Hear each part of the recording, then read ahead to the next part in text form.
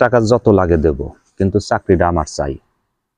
কিছু মানুষের একটা ধারণা যে চাকরি একবার ঢুকতে পারলে বাপ দাদা 14 গোষ্ঠী কুল খানদান বৈশা খামু, এই ব্যবস্থা হয়ে যাবে। কারণ কেউ দেখার কেউ নাই, বলার কিছু নাই।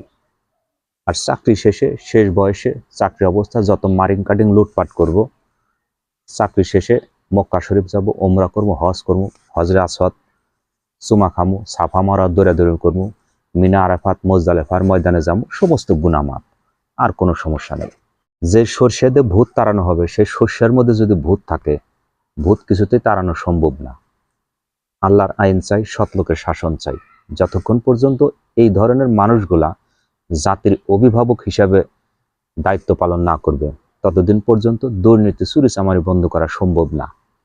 কৃষি মন্ত্রণালয় কৃষি প্রকল্পে হাওরের আমতলী, তালতলী, বরগুনা উপজেলায় যে কৃষকের জন্য হারভেস্টার মেশিনগুলো দেওয়া হয়েছে 70% ভর্তুকি দিয়ে, সরকার 70% ভর্তুকি দিয়েছে। একটা মেশিনের দাম 35 লক্ষ টাকা। আর এই 35 লক্ষ টাকার মেশিন 70% ভর্তুকি দিলে দাম দাঁড়ায় মাত্র 7 লক্ষ টাকা। আর এই 7 লক্ষ টাকার মেশিন প্রান্তিক কৃষকের হাতে পৌঁছে দেওয়া হবে, যে মানুষগুলা হাওর অঞ্চলে অকাল বন্যা, অকাল বৃষ্টি, অতি বৃষ্টির কারণে ধানগুলা কাটতে পারে না। তাদেরকে মেশিনগুলা দিলে তারা দেশের জনগণের খাদ্যের চাহিদা পরিপূর্ণ করবে, খাদ্যের চাহিদা মেটাবে। অথচ এই মেশিনগুলা 3 কর্মকর্তার যোগ সাজে তুলে লোপাট করা হয়েছে। অথচ এটা তদন্ত করার মতো কেউ নাই।